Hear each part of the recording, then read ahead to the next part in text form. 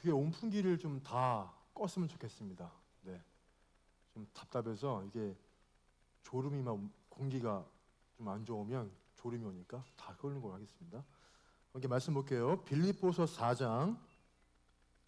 자, 신약성경 빌립보서 4장 비골살이라는 데를 체크하시면 됩니다. 4장 4절에서 7절까지 함께 보겠습니다. 4장 4절에서 7절 말씀까지. 신약 322면에 있습니다. 322면. 자, 다 같이 함께 읽어볼 거예요. 함께 합니다. 시작. 주 안에서 항상 기뻐하라. 내가 다시 말하노니 기뻐하라. 너희 관용을 모든 사람에게 알게 하라. 주께서 가까우시니라. 아무것도 염려하지 말고 다만 모든 일에 기도와 간구로 너희 구할 것을 감사함으로 하나님께 아뢰라. 그리하면 모든 지각에 뛰어난 하나님의 평강이 그리스도 예수 안에서 너희 마음과 생각을 지키시리라. 아멘. 자, 오늘은 우리 기쁨에 대한 세 번째 시간입니다.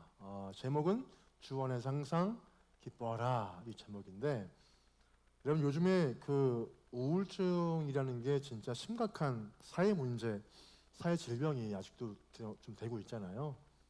제가 아는 분, 이분 실명을 거론하기 좀 그래서 그냥 성만 좀 따서 이니셜로 SC예요. SC. 이 SC가 이분은 좀 늘 우울하고 좀 슬펐던 분이세요. 제가 좀 아는 분이신데, 이분이 그러니까 개인적인 어떤 프라이버시 때문에 이분의 실명은 제가 좀 밝히지 않겠습니다. 분명히 이분은 재산도 되게 꽤 있는 분이세요. 그리고 이분이 되게 안정적인 직업도 좀 누리는 분이시고, 또 가정에도 아무 문제 없는데, 근데 중요한 건 왜 그렇게 우울하고 힘든지, 그분의 그 우울증이 심해질 때면은 정말 이분이 하는 말이 죽어버리고 싶대요. 죽어버리고 싶을 정도로 좀 힘들었던 그런 분이세요. 이분의 직업은 뭐냐면, 직업은 지방 세무서장님이십니다. 좀 직급이 좀 있으시죠?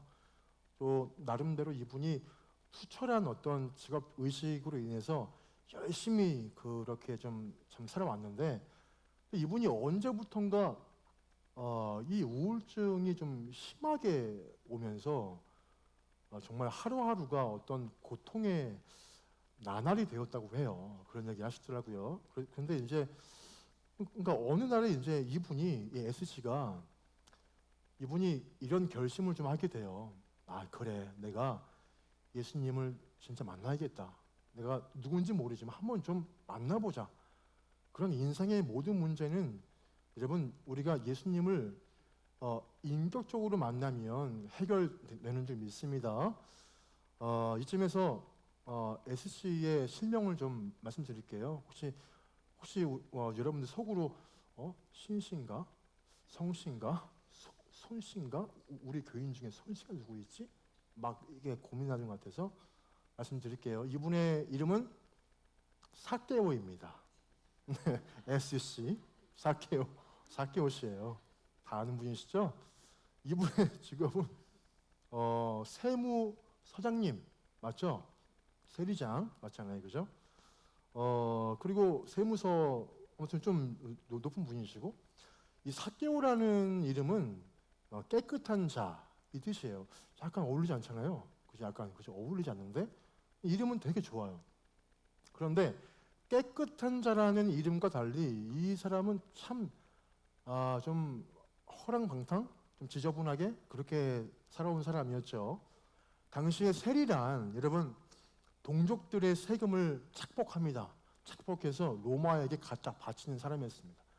그러니까 본인이 더 많이 좀 착복할 수밖에 없는 게, 너무나 많은 돈을 주고 콩고물 조금 얻기 때문에 더 많이 뜯어야 돼요. 그래야 자기 주머니에 그나마 조금 숨 쉴 구멍이 생기니까. 자, 그러니까 이 이스라엘 사람들이 얼마나 그 사람을 되게 미워했겠어요. 그러니까 우리로 따지면 친일파죠, 친일파. 어디 뭐 그뿐이겠어요? 이 사케오는 신체적인 핸디캡도 있던 사람이었어요. 다 아시겠지만 민족의 반역자, 그리고 키 작은 사람이라는 조롱과 그 손가락질을 정말 받았던 사람이에요. 자, 아마도 이 삭개오의 스트레스와 이 우울증은 아마 도가 넘을 정도로 아마 심각하지 않았을까? 그렇게 한번 짐작해 봅니다. 정말 이분이 사는 게 분명히 아니었을 거예요. 이분이. 그런데 이런 절망적인 삶을 살던 이 삭개오에게도 그 고통을 벗어나서 기쁨과 소망으로 변화될 수 있는 계기가 갑자기 찾아와요. 그게 뭐냐면 바로 말로만 듣던 그 예수님이라는 그분이 예루살렘에 가시는 길에 자기의 집인 동네인 여리고성에 오신다는 거예요. 그 첩보를 입수하고 너무 행복해합니다. 많은 사람들이 이미 예수님에 대한 소문을 많이 다 알아요. 그래서 그것 때문에 호기심으로 예수님을 보기 위해서 막 구름대같이 벌떼같이 막 몰려듭니다. 그 중에는 세리장 삭개오도 거기에 포함돼요. 그 무리 가운데. 자, 여러분 단순한 호기심이었을까요? 아니면 뭔가 이 예수라는 분이 자기 인생의 어떤 공허함과 갈등과 그 아픔을 뭔가 좀 해결해 주실지 모른다는 그 어떤 막연한 기대 때문이었을까요? 아무튼 우리는 인생에 찾아오는 이런 계기를 놓치지 말고 붙잡아야 합니다. 우리는 이런 계기는 누구에게나 찾아오지만 항상 그게 기회가 있는 것은 아니라는 거예요. 삭개오는 자기에게 찾아온 그 계기를, 그 기회를 놓치지 않고 붙잡았기 때문에 자기 인생에 뭔가 획기적인 전환을 맞게 되었던 것입니다. 근데 여러분 보세요. 이 지치고 힘든 인생을 그냥 완전 저 바닥까지 추락했던 내 삶을 다시 일으키고 절망을 소망으로, 나의 어떤 두려움과 아픔을 기쁨으로 다시 바꾼다는 게 이게 어디 그리 쉬운 일입니까? 물론 말은 쉽죠. 내 감정을 그렇게 손바닥 뒤집듯이 바꾼다? 이게 쉬운 일이 아니잖아요. 특히 우리는 꼭 기억해야 돼요. 뭐냐면 마귀는 우리가 기쁘게 사는 것을 정말 싫어합니다. 더욱이 성도들이 절망적인 고통과 슬픔 가운데서 벗어나서 갑자기 기쁨과 소망으로 나아가게 되면 마귀는 엄청난 좌절을 겪게 돼요. 그래서 마귀는 이런 일이 자기의 삶이 발생하지 못하도록 하기 위해서 엄청나게 방해를 한다는 거예요. 마귀는. 삭개오도 마찬가지예요. 삭개오가 예수님 만나서 절망과 고통을 기쁨으로 바꾸려 할 때 보세요. 이 많은 사람들이 그를 가로막고 방해합니다. 못 만나게 막 저항을 해요. 자, 먼저 우리가 잘 알다시피 그의 핸디캡, 키, 자기의 외모잖아요. 키라고 하는 핸디캡이 그를 먼저 막아서요. 그러니까 자기의 동네에 지나가는 예수님을 보려고 해도 자기의 핸디캡 때문에 너무 좀 키가 너무나 작아서 도저히 볼 수가 없었어요. 그러니까 안 그래도 세리장이 예수님을 만나러 온다는 게 쉽지 않은 일인데, 근데 자기를 보면 많은 인파들이 분명히 자기를 보고 막 손가락질을 말할 텐데, 저 빨갱이 아니면 저 친일파 이렇게 막 할 텐데, 그래도 마음을 좀 굳게 먹고 용기 내서 그러니까 여기 나왔지만, 그런데 사람들이 앞을 가로막아요. 앞을 가로막아서 예수님을 전혀 볼 수가 없게 만들었어요. 지금 그의 상황이. 하지만 삭개오는 중요한 게 뭐였냐? 포기하잖아요. 포기하지 않고 길가에 있는 돌 무화과 나무, 옛날 성경에는 뽕나무라고 그러죠. 돌 무화과 나무에 엉금엉금 기어 올라갑니다. 그런 아주 발칙한 아이디어를 떠올려요. 하지만 중요한 건 방해가 여기서 끝나지 않아요.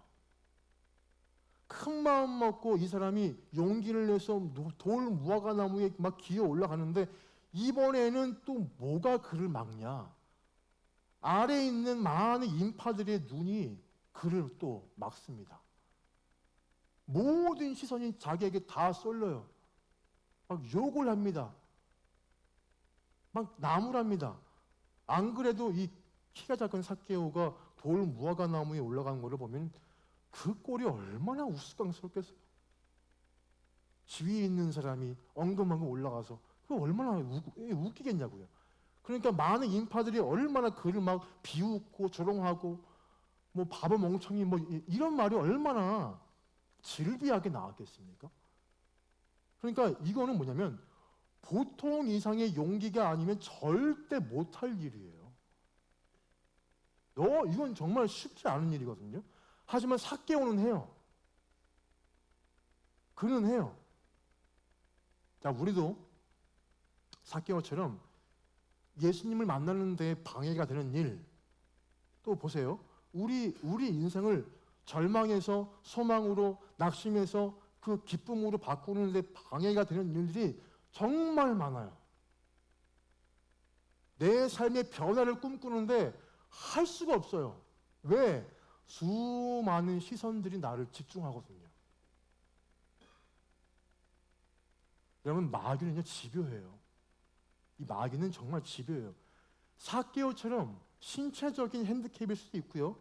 또 아니면 뭐 많은 인파들의 어떤 뭐 눈총, 손가락질, 아니면 뭐 나의 어떤 평판, 이게 될 수 있겠죠. 혹은 뭐 우리의 뭐 그래요 경제 문제, 뭐 직장, 그래 뭐 사업, 뭐 우리의 가정 환경, 뭐 건강, 우리의 뭐 체면, 우리의 어떤 자존심, 여러 가지가 우리를 분명히 막고 있을 거예요. 우리의 삶에.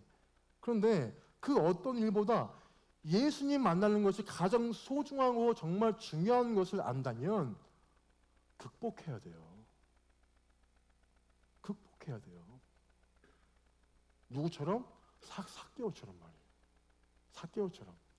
반드시 내 인생을 절망과 좌절에서 소망과 어떤 기쁨으로 바꾸어 보겠다는 의지가 나에게 있으면 된다는 거예요.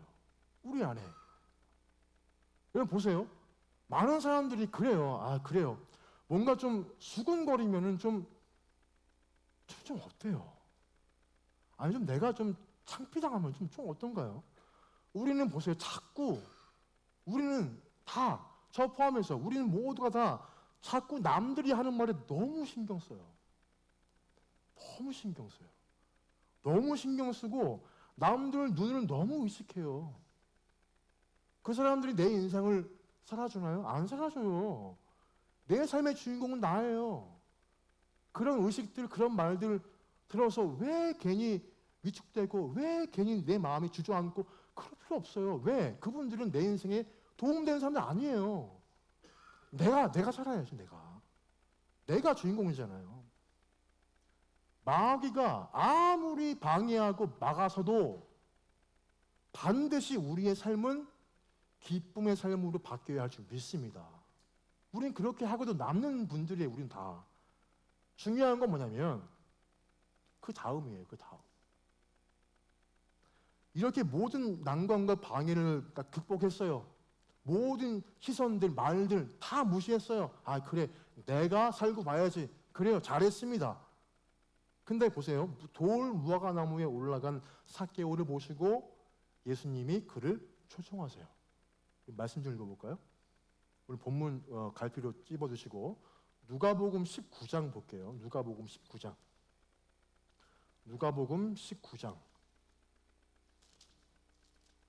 19장. 우리 5절을 읽어볼게요. 19장 5절. 누가복음 19장 5절. 마태, 마가 다음에 있는 누가복음 19장 5절 말씀. 자, 우리 다 같이 한번 이 한 절의 말씀을 다 같이 읽어볼게요. 자, 시작. 예수께서 그곳에 이르사 쳐다보시고 이르시되 삭개오야 속히 내려오라. 내가 오늘 내 집에 유하여야 하겠다 하시니. 아멘. 자, 예수님의 초청을 받은 삭개오의 반응이 중요해요. 그 다음에 6절 보세요. 6절 읽어볼게요. 시작. 급히 내려와 즐거워하며 영접하거늘. 아멘. 삭개오는 예수님의 초청을 받자마자 급하게 나무에서 막 내려옵니다. 작은 키니까 내려올 때 막 아마 미끄러지니까 뭐 허벅지가 뭐 긁히고 뭐 하겠죠. 근데도 행복한 거예요. 그리고 즐거워하며 영접하거늘. 즐거워하며 영접하거늘. 이렇게 말씀해요. 삭개오의 이 우울증이 순식간에 싹 사라져 버려요.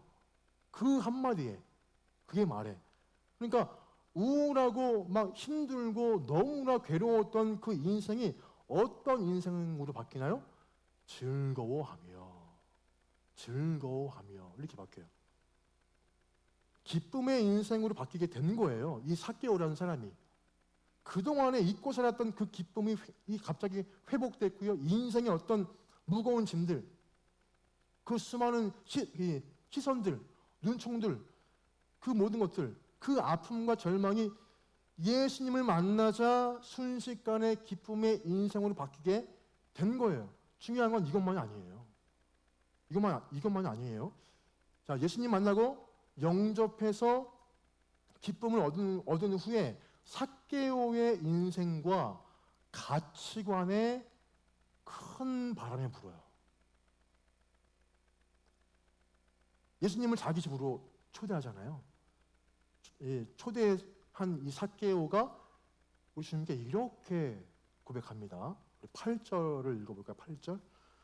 8절 함께 합니다. 시작. 삭개오가 서서 주께 여짜오되 주여 보시옵소서 내 소유의 절반을 가난한 자들에게 주겠사오며 만일 누구의 것을 속여 빼앗은 일이 있으면 내 갑절이나 갚겠나이다.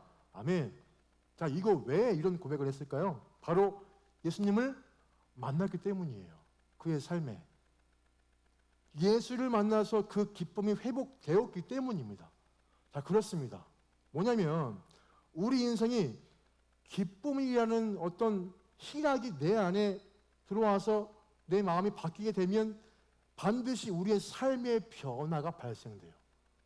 분명 그 변화가 분명 일어나요. 인생의 그 가치관이 변하고요. 왜 그러냐면 그 목적이 변하기 때문이에요. 자기의 삶에. 자, 보세요. 예수님을 만나기 전에 삭개오는 보시면 삶의 기쁨을 어디서 찾으려 했어요? 돈이에요. 돈. 소유예요. 돈을 더 많이 뺏으면 뺏을수록 내 주머니가 채워져요. 소유이자 돈이에요. 그게 목적은.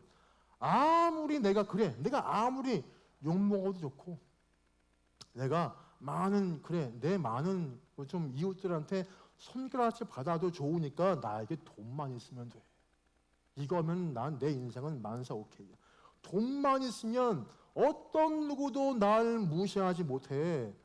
그러면서 그렇게 달려온 거 아니겠어요? 이 삭개오라는 사람이? 그런데 과연 그 돈이, 그 소유가 그에게 진정한 기쁨을 주었나요? 아니라는 거예요. 이 사람의 심리를 보면 아니라는 거예요. 오히려 가지면 가질수록 너무 공허하고 자기의 어떤 재산과 소유가 늘면 늘수록 늘 우울했어요. 삭개오는 그랬어요. 그런데 이제 인생의 진정한 기쁨은 돈이나 지위나 자기의 어떤 명예나 많은 것을 소유하는 데서 오는 것이 아니라 예수님 만나는 것. 진짜 인격적으로 만나는 것. 예수님을 내 안에 영접하는 것. 여러분, 그분과 더불어서 동거하고 동행하는 데서 온다는 것을 그가 깨닫게 돼요. 여러분, 삭개오가 지금 너무 신나서 내 재산을 다 내놓겠다고 한 것은 예수님이 남들을 다 손가락질 하던 나를 인정해줬다는 거. 나를 인정해주고 내 집에 오셔서 나와 함께 이야기 나누어 주신 것, 함께 내 앞에서 함께 식사하신 것, 이게 너무 기뻤기 때문 아니겠어요? 삭개오는? 이 참된 기쁨을 깨달은 삭개오는 그동안 그렇게도 소중히 여겼던 재산도 아낌없이 내놓고 주님 위해서 사는 사람으로 그렇게 변화된 것입니다. 자, 그렇습니다. 여러분, 우리도 예수님을 이렇게 진정으로 만나면, 진짜 만나면, 주님을 내 안에 모시고 그분과 동행하는 기쁨을 내가 맛보게 되면 내 인생이 바뀌고 가치관이 바뀌게 됩니다. 분명히. 할렐루야. 자, 이제 삭개오 얘기를 좀 마치고 오늘의 본문으로 가볼게요. 우리 본문 한번 다시 가서 우리 4절 말씀만 한 번 더 좀 읽어보겠습니다. 4절만 함께 합니다. 시작. 주 안에서 항상 기뻐하라. 내가 다시 말하노니 기뻐하라. 아멘. 그럼 바울은 빌립보서에서 4장밖에 안 되는 아주 짧은 편지에 불과해요. 하지만 그 기쁨에 대해 정말 많이 강조합니다. 많은 사람들은 이 편지만 보고 이런 상상을 할지 몰라요. 아이고, 우리 바울 선생님이 이 편지 쓸 때 되게 좋은 일이 얼마나 많았으면 이렇게 기뻐하라 이 말 했을까? 와, 참 그러네. 그런데 학자들은 그래요. 빌립보서를 옥중서신이라 부릅니다. 차가운 감옥은 아니고요. 여러분, 그 가택연금 있죠? 집이 감옥이에요. 집에서 한 발도 못 나가는 그 당시 그런 감옥이었습니다. 이 말씀을 쓸 때는 그 당시에 바울이 여러분 빌립보서를 쓸 때 그 정말 가택연금이라는 밖에 아예 나가지 못하는 그런 처지였기 때문이에요. 그 당시에 이 바울은 그 집에 갇혀서 언제 죽을지 모르는 그 절망적인 처지에서 기쁨의 서신인 빌립보서를 쓴 것입니다. 바울이. 그러면 참 대체 어떻게 바울이 이런 처지에서 기뻐하라 이런 말을 어떻게 쓸 수 있었단 말인가요? 여기 약간 의문이 들어요. 그런 상황이 아닌데 어떻게 그렇게 할 수가 있죠? 그런데 바울이 이 어려운 처지에서도 본인도 기뻐하고 빌립보 모든 교인들에게도 기뻐하라 라고 말할 수 있었던 놀라운 비결이 바로 4절 말씀에 들어있어요. 뭐예요? 주 안에서래요. 바울은 비록 그런 감옥 안에 있었지만 그의 영혼은 그런 우중충한 자기의 집 안에서 아무것도 할 수 없는 그런 감옥과 같은 곳이 아니라 주 안에 있던 거예요. 바울은. 지금 내가 어디에 있든지 내 처지가 어떠하든지 내가 주 안에만 있을 수 있다면 나는 기쁨 누리면서 살 수 있다는 거예요. 바울의 고백이 그거예요. 그래서 이런 기쁨, 그러니까 뭔가를 소유해서 기쁜 게 아니라 뭔가 내 일이 잘 돼가지고 아니면 그 조건들이 갑자기 좋아져가지고 기쁜 게 아니라 주님 안에 거함으로 기뻐할 수 있기 때문에 6절과 7절에 그가 이렇게 고백하는 것입니다. 함께 우리 그의 선포를 한번 더 읽어볼게요. 6절, 7절 함께 합니다. 시작. 아무것도 염려하지 말고 기도와 간구로 너희 구할 것을 감사함으로 하나님께 아뢰라. 그리하면 모든 지각에 뛰어난 하나님의 평강이 그리스도 예수 안에서 너희 마음과 생각을 지키시리라. 아멘. 보세요. 염려하지 말고 뭘 먹을까? 뭘 마실까? 내가 어떻게 살아야 할까? 이런 걱정하지 말고 기도와 간구로 그리고 감사함으로 그 하나님께 아뢰면 된다. 그런데 이렇게 기도하고 아뢰면 주님이 다 해결해 주신다? 아니에요. 안타깝지만 아니에요. 그런데 놀랍게도 7절은 이렇게 말합니다. 읽어볼게요. 시작. 그리하면 모든 지각에 하나님의 평강이 그리스도 예수 안에서 너희 마음과 생각을 지키시리라. 아멘. 이게 여러분 무슨 말일까요? 주님이 문제를 다 해결해 주신다. 이게 아니에요. 이게 아니라 뭘 바꾸어 주신다고 지금 말씀하시냐면 하나님의 평강으로 우리의 마음과 우리의 모든 생각들을 바꾸게 하신다는 거예요. 현실은 똑같아요. 바뀐 게 없어요. 근데 우리의 마음과 생각을 바꾸신다는 거예요. 내 마음이 바뀌고 내 생각을 바꾸게 하신다는 겁니다. 마치 아까 말했던 삭개오가 예수님 만난 후에도 여전히 그의 직업은 세리장이에요. 많은 분들에게 손가락질 받는 현실은 바뀌었을까요? 모든 사람들이 와 우리 삭개오님 존경합니다 다 그랬을까요? 아니에요. 똑같이 손가락질, 똑같이 욕을 하고 흉을 보고 그 상황은 똑같아요. 그런데 예수님을 만나고 내 안에 영접한 후에 뭐가 바뀌었나요? 그가 자기의 마음이 바뀌고 생각들이 완전히 바뀌어버려요. 그게 기쁨이라는 것입니다. 그랬더니 그의 삶이 완전히 바뀌어요. 어떻게 했어요? 자기의 소유를 다 베풉니다. 왜? 자기의 마음과 생각을 바꾸셨기 때문에 이런 일이 벌어진 거예요. 이 얘기만 하고 제가 마칠게요. 미국 시골에 한 통나무집에 아주 뭔가 좀 병이 좀 심하게 걸린 어떤 남자가 살았대요. 그 집 앞에 큰 바위가 있었는데 그 바위 때문에 그가 그 집을 출입할 때마다 너무 힘든 거예요. 그래서 그가 기도합니다. 뭐라고? 주님 바위를 제발 옮겨주십시오. 기도했다는 거예요. 근데 어느 날 하나님이 꿈에 현몽하셨어요. 그러면서 말씀하세요. 사랑하는 아들아, 집 앞에 바위를 매일매일 밀어라. 그때부터 그가 희망을 가지고 매일매일 바위를 막 밉니다. 무려 8개월이 지났어요. 근데 이 사람이 바위의 위치를 한번 재보는데 어떤 인치나 어떤 미리도 움직이지 않는 거예요. 이건 가만히 있는 거예요. 그냥 그가 너무나 실망해요. 그 사람이 현관에 앉아서 지난 8개월의 헛수고가 원통에서 막 엉엉 웁니다. 이 사람이. 그때 하나님이 찾아오셔가지고 그 옆에 앉으면 이렇게 말씀하세요. 사랑하는 아들아, 왜 그렇게 슬퍼하니? 그가 이렇게 얘기합니다. 하나님, 주님의 그 말씀대로 제가 지난 8개월 동안 희망 품고 그 바위를 열심히 밀었는데 바위가 전혀 움직여지지 않았어요. 그때 주님이 이렇게 말씀하세요. 나는 너에게 바위를 옮기라고 말한 적이 없단다. 나는 그냥 너에게 바위를 밀라고 했을 뿐이야. 그러면서 자 이제 너의 거울을 한번 보렴.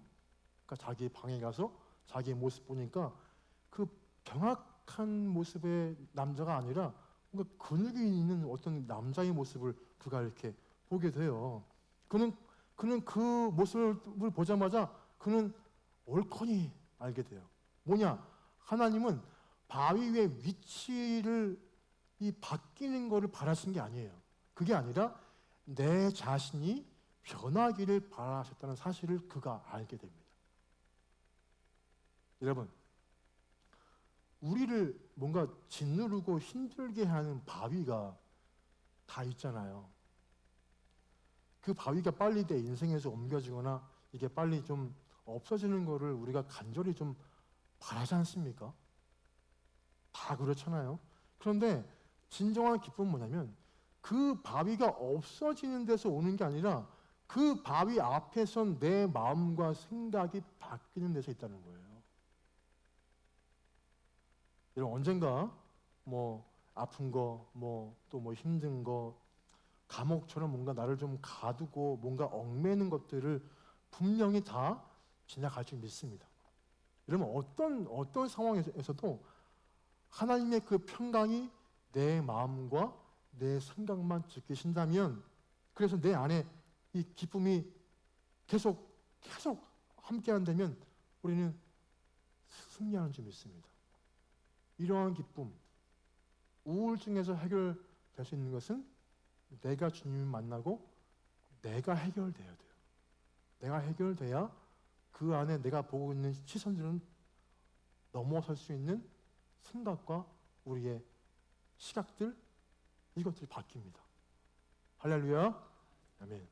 자, 그럼 우리가 함께 찬송하면서 기도하고 예배를 마치겠습니다. 함께 우리 마지막 곡, 우리 은혜라는 곡인데 같이 불러볼까요?